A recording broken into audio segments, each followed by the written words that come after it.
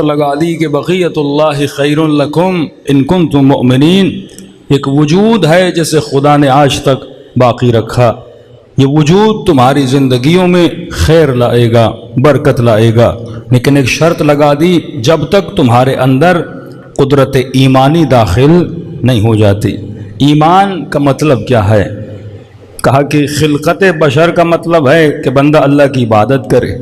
معصوم نے فرمایا عبادت کا مطلب یہ ہے کہ اللہ کی معرفت حاصل کرے۔ پھر کہا کہ اللہ کی معرفت کیسے حاصل کی جائے؟ فرمایا من عرف نفسہ فقد عرف ربہ، جو اپنی معرفت حاصل کرے وہ اللہ کی معرفت حاصل کر سکتا ہے۔ پھر ہم نے کہا کہ انسان اگر خود کی معرفت حاصل کرے تو جہاں پہ سب سے بڑی غلطی انسان کرتا ہے وہ اپنی ڈیفینیشن کو غلط بیان کرتا ہے۔ انگریز نے یہ سمجھا کہ انسان کا مطلب ہے یہ جسم، معصوم فرماتے ہیں تو جسم نہیں ہے۔ پھر ہم نے کہا یہ مت سوچو کہ انسان کیا ہے، یہ سوچو کہ انسان کیا نہیں ہے۔ جب نہیں سمجھ میں آئے گا پھر جو ہے وہ بھی تجھے آٹومیٹیکلی سمجھ میں آ جائے گا۔ ہم نے کہا کہ انسان جماد نہیں ہے، پتھر نہیں ہے، پر پتھر کے کمالات کو رکھتا ہے۔ انسان نبات نہیں ہے، درخت نہیں ہے، پر درخت کے کمالات کو رکھتا ہے۔ یعنی جو کمال درخت میں ہے وہ کمال انسان کے اندر بھی ہے۔ انسان حیوان نہیں ہے، پر کمالات حیوانی کا حامل ہے۔ اب آپ خود سمجھتے جائیں کہ پتھر کے کون سے کمالات ہیں۔ پتھر میں سختی ہے، آپ کے بدن میں بھی سختی ہے۔ درخت میں نمو ہے، وہ بڑا ہوتا ہے، انسان کا بچہ چھوٹا ہوتا ہے، بائی ٹائم وہ بھی قد لمبا کرتا جاتا ہے۔ انسان کے اندر کمالات حیوانی ہیں، کھانا پینا، شادی کا کرنا، بچوں کے لیے کمانے جانا، اپنی سوسائٹی کی حفاظت کرنا، اپنے وطن سے محبت کرنا، یہ ساری صفات کس کے اندر پائی جاتی ہیں؟ حیوانوں کے اندر پائی جاتی ہیں۔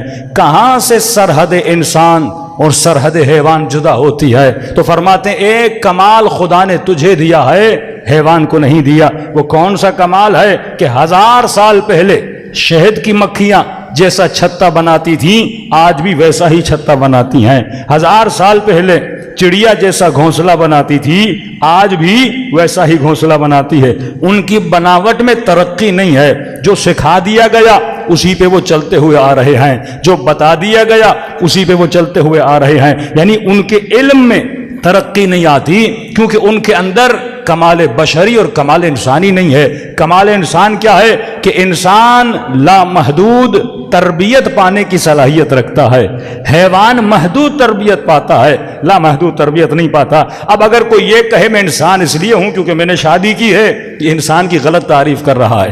اگر کوئی یہ کہے کہ میرے 6-7 بچے ہیں اس لیے میں انسان ہوں، تو تجھ سے زیادہ تو حیوانوں کے بچے ہیں۔ اگر کوئی یہ کہے کہ مثلاً میں ایک ٹائم میں 10 روٹیاں کھاتا ہوں، یہ کمال بشر ہے۔ میں نے کئی سال پہلے بتایا تھا یہ جو کتاب نکلی ہے نا گنیز بک جس کو بولتے ہیں، اس میں کئی لوگ ریکارڈ بناتے ہیں، تو میں نے بولا یہ بے وقوفوں کی کتاب ہے۔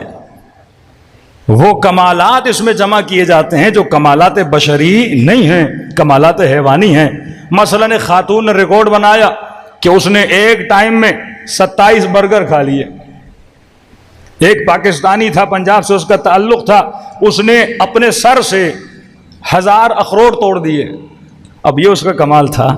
اب انسان ذرا سوچے، اے انسان اگر تیرا یہ کمال ہے تو ایک ٹائم پہ 27 برگر کھا لے۔ میں بھینس لاتا ہوں وہ 80 برگر کھا لے گی۔ اگر تیرا یہ کمال ہے تو سر سے اخروٹ توڑ دیتا ہے، تو کئی ایسے حیوانات ہیں، بکری کا سر انسان سے زیادہ مضبوط ہے، وہ 1000 تو تک کئی اخروٹ توڑ لے۔ یعنی یہ کمالات بشری نہیں ہیں کہ اگر انسان اس پہ فخر کرے میں نے 220 کلو کا وزن اٹھا لیا، یہ کمال بشر ہے۔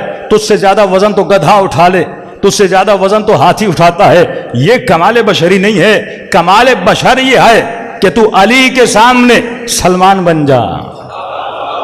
کمال بشر یہ ہے تو لشکر یزید کو چھوڑ کے حر بن کے حسین کا نوکر بن جا۔ کمال بشر یہ ہے کہ تو میثم تمار بن جا۔ کمال بشر یہ ہے کہ تو اللہ کا خادم بن جا۔ یہ کمال بشر نہیں ہے کوئی بندہ کمزور کوئی طاقتور ہوتا ہے، یہ کمال بشر نہیں ہے۔ کمال بشر کیا ہے؟ یعنی یہ ساری چیزیں جس میں ابھی آپ انوالو ہیں، کوئی کہے کہ میں مالدار ہوں، کوئی کہے کہ میں غریب ہوں، کوئی کہے کہ میں نے بلینز بنا لیے، یہ کمال بشری نہیں ہے۔ کمال بشری یہ ہے کہ تو لا لامحدود علم کو حاصل کرے، لامحدود تہذیب کو حاصل کرے۔ اگر تو ایمان کے پہلے درجے پر تھا جب تیری ایج 20 سال تھی، آج اگر تو 60 سال کا ہے، 50 سال کا ہے، تو سوچنا چاہیے میرے ایمان میں کتنی ترقی آئی ہے۔ ارے مال تو نمرود کا بھی بڑھ رہا تھا، ایمان سلمان کا بڑھ رہا تھا۔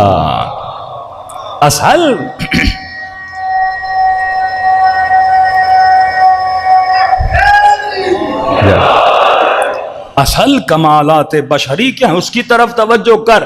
اب ہم نے کہا کہ جب انسان نے سمجھ لیا فرق انسان اور فرق حیوان، اب 80% جو ہماری ایکٹیویٹیز ہیں، اب علماء فرماتے ہیں یہاں پر شاید کوئی کسی مومن کے ذہن میں شبہ پیدا ہو، مولانا پھر کیا مطلب ہم جو کمانے جاتے ہیں، ہم جو بچوں کے لیے محنت کرتے ہیں، یہ سارے کمالات حیوانی ہیں، کیا اس کا ثواب نہیں ملے گا؟ تو ہم نے کہا ثواب ملے گا۔ یہ سکے کے دو رخ ہیں، کمال حیوانی اور کمال انسانی سکے کے دو رخ ہیں۔ تو کمال حیوانی کو کمال انسانی میں بدل سکتا ہے اگر تو صراط مستقیم پہ چلے۔ مثلا وہی کام جو حیوان کر رہا ہے تو بھی وہی کام کرے، لیکن اگر صراط مستقیم پر بیٹھ کر کرے تو وہ ثواب میں بدل جاتا ہے۔ ایڈیسون نے مثلا بجلی بنائی، کیا خدا اسے اجر نہیں دے گا؟ فرمایا اجر دے گا، لیکن اجر حیوانی دے گا، اجر انسانی نہیں دے گا، کیونکہ وہ لا الہ الا اللہ کا ماننے والا نہیں تھا۔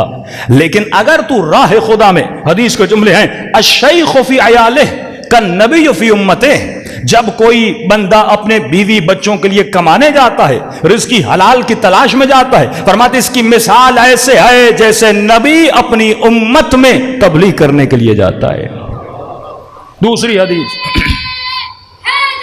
یا علی فرماتے ایک مزدور مزدوری کر کر رسول خدا کی خدمت میں آیا، بیچارہ مزدور لوگوں کا گھر بناتا تھا، دیواریں بناتا تھا، اس کے ناخنوں میں مٹی لگی ہوئی تھی، بدن سے پسینہ بہ رہا تھا۔